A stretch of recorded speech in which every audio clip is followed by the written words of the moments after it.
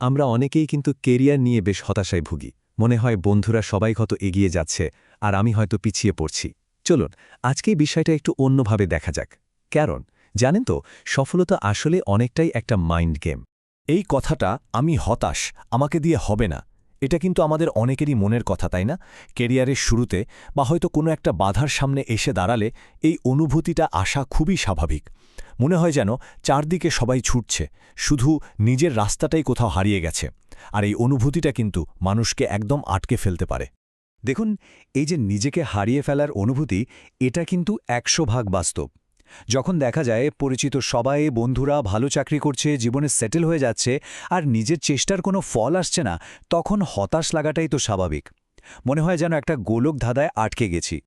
বন্ধুদের সাফল্য দেখলে নিজের ভবিষ্যৎ নিয়ে একটা অনিশ্চয়তা তৈরি হয়। মনে প্রশ্ন আসে, এত যে খাটছি তারপরও কেন কিছু হচ্ছে না? আর তার উপর সমাজের একটা চাপ তো আছেই, তাড়াতাড়ি সফল হতে হবে। এই সব কিছু মিলেমিশে মনে একটা গভীর হতাশা তৈরি করে।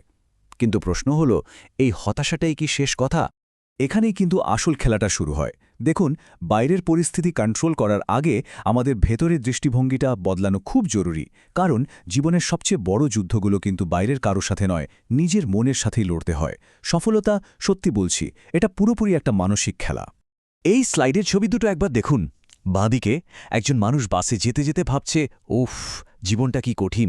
আর ডানদিকে ঠিক একই বাসে বসে আরেকজন ভাবছে, যাক, অন্তত যাওয়ার জন্য একটা বাস তো আছে।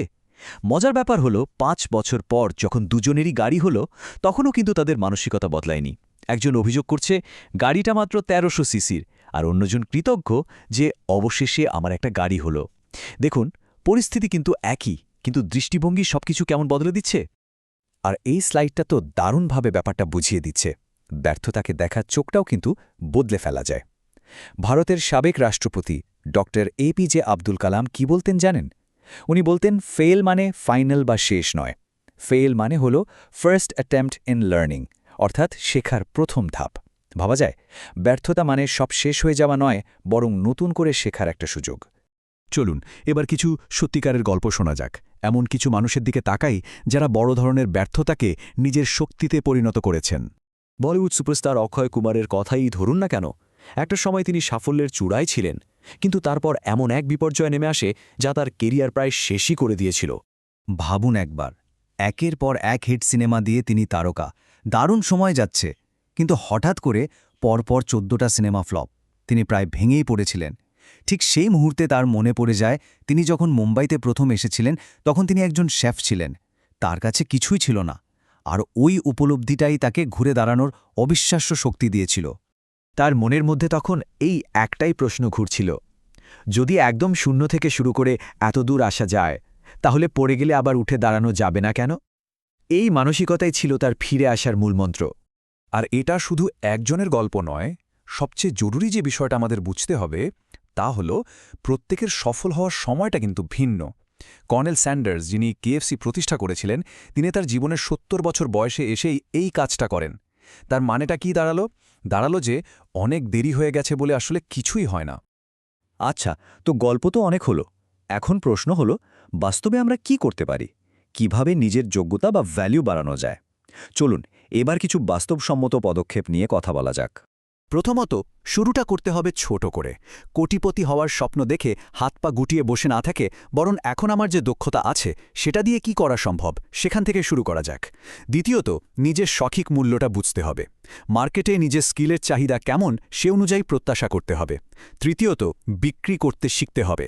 কথাটা শুনতে একটু অন্যরকম লাগতে পারে, কিন্তু ভেবে দেখুন তো, পৃথিবীতে প্রায় সব চাকরি কিন্তু এক ধরনের সেলস। হয় আমরা কোনো আইডিয়া বিক্রি করছি, বা কোনো প্রোডাক্ট, অথবা নিজেকেই। আর চতুর্থ এবং সবচেয়ে গুরুত্বপূর্ণ হল কমিউনিকেশন বা যোগাযোগে দক্ষ হয়ে ওঠা। আর এটা কিন্তু আমার কথা না, বিশ্বের অন্যতম সফল বিনিয়োগকারী ওয়ারেন বাফেট কি বলেছেন জানেন? তিনি বলেছেন, শুধুমাত্র কমিউনিকেশন স্কিল শিখে যে কোনো মানুষ তার ভ্যালু ৫০% বাড়িয়ে ফেলতে পারে। জাস্ট ভাবুন একবার, 50% শুধু একটা স্কিল দিয়ে। নিজের আইডিয়া, নিজের যোগ্যতা অন্যের কাছে ঠিক মতো তুলে ধরার ক্ষমতাই কিন্তু ইনর্মাস একটা পার্থক্য গড়ে দেয়। এটা কোনো জাদু নয়, এটা একটা কৌশল। সুতরাং সবচেয়ে জরুরি কাজটা হল নিজের অ্যাপ্রোচ বা চিন্তার ধরনটা বদলে ফেলা। এই কোম্পানি আমার জন্য কি করতে পারে, এটা না ভেবে বরং ভাবা উচিত আমি এই কোম্পানির জন্য কি করতে পারি। মানে ফোকাসটা প্রয়োজনের উপর নয়, অবদানের উপর রাখতে হবে। তো আমরা একদম শেষে চলে এসেছি। আর শেষ কথাটা হলো দুটো খুব জরুরি জিনিস নিয়ে, যা দীর্ঘমেয়াদী সাফল্যের ভিত্তি। ১ ধৈর্য এবং ২ দৃষ্টিভঙ্গি।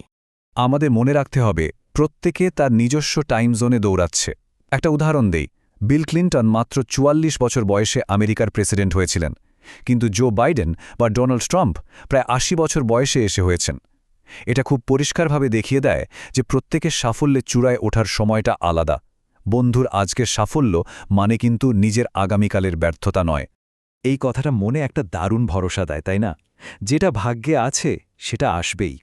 তাই অন্যের সাথে নিজেকে তুলনা করে হতাশ না হয়ে নিজের চেষ্টা আর যাত্রার উপর আস্থা রাখাটাই সবচেয়ে জরুরি। আর সবশেষে এই প্রশ্নটা নিজেদের করা যাক, আমাদের মূল ফোকাসটা কি শুধুই কিছু অর্জনের ওপর, নাকি পুরো যাত্রাপথে আমরা কেমন মানুষ হয়ে উঠছি সেটার ওপর? কারণ দিন শেষে সাফল্য মানে শুধু কিছু অর্জন করা নয়, বরং এই যাত্রার মাধ্যমে একজন উন্নত মানুষ হিসেবে নিজেকে গড়ে তোলা।